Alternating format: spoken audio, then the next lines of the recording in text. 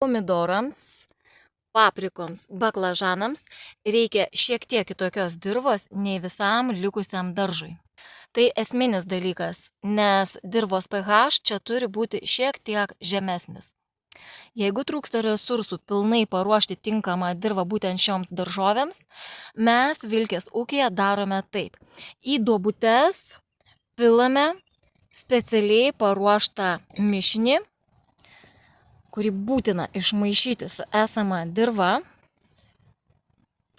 Tai yra stebuklinga medžiaga sapropelis ir dar keli natūralūs priedai, ir tai yra visiškai 100% natūralu.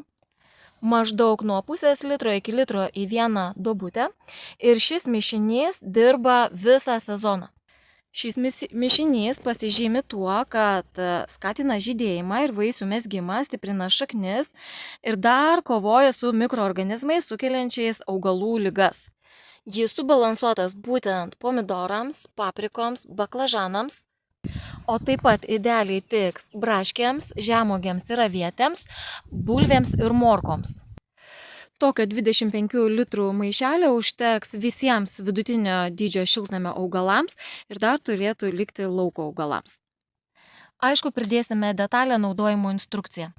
Įsigyti galite mūsų internetinėje parduotuvėlėje Gamtinis daržas LT, tikslę nuorodą rasite tekste ties šio video. Na, o agurkams ir kitoms neutralesnę dirvą mėgstančioms daržovėms jau kitas sapropelio mišinys. Linkiu gero derliaus ir iki.